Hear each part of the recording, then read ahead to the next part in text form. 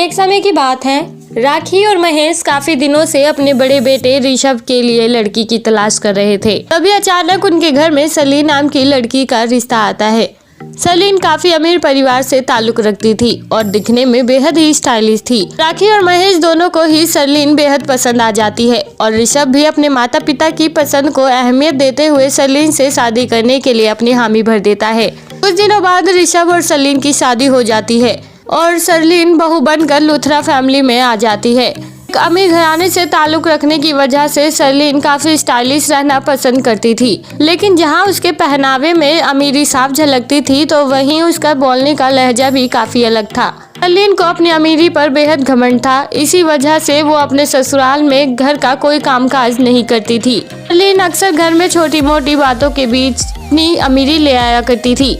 कभी अपनी सासू माँ से कहती कि मैं अपने ससुराल से बैग भर भर के दहेज लेकर आई हूँ, तो कभी कहती थी कि पता नहीं मेरे पेरेंट्स ने इस घर में मेरी शादी कैसे कर दी। इस घर के लोगों की तरह तो हमारे घर के नौकर चाकर हुआ करते थे। बेचारी राखी और महेश के साथ साथ ऋषभ भी सलीन की सभी बातों को सहन करता था। इसी तरह कई दिन गुजर जाते हैं और अब सलीन में अमीरी के तेवर और भी ज्यादा बढ़ते जा रहे थे। अभी एक दिन सलीन अचानक सीढ़ियों से फिसल जाती है और उसके सिर में गहरी चोट आ जाती है। सलीन को गिरते हुए देख राखी वहां दौड़ती हुई पहुंचती है और सलीन को हॉस्पिटल ले जाती है। कुछ समय बाद वहां ऋषभ और महेश भी आ जाते हैं। कुछ घंटों तक इंतजार करने के बाद सलीन को होश आता है। तभी डॉक्टर सभी से कहते हैं कि सलीन के सिर में काफी गहरी चोट आई थी। अगर उसे टाइम पर हॉस्पिटल नहीं लाया जाता तो वो अपनी जिंदगी भी खो सकती थी।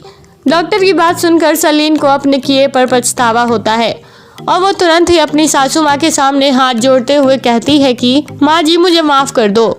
मेरी अमीरी के तेवर ने मुझे इस कदर बिगाड़ दिया कि मैंने ये तक नहीं समझा कि आप सभी मेरे फैमिली मेंबर्स ही हैं। मैंने जाने अनजाने में न जाने तुम लोगों को कितना बुरा भला कहा, यहाँ तक कि अपने नौकर चाकरों से भी तुम्हारी तुलना कर दी। मुझे आज एहसास हो रहा है जिन लोगों की मैंने हमेशा बुराई की, अगर आज वो नहीं होते मेरी अमीरी मेरी जान बचाने नहीं आती। मुझे माफ कर दो। सलीन की यही बात सुनकर राखी तुरंत अपनी बहू के आंसू पोंछती है।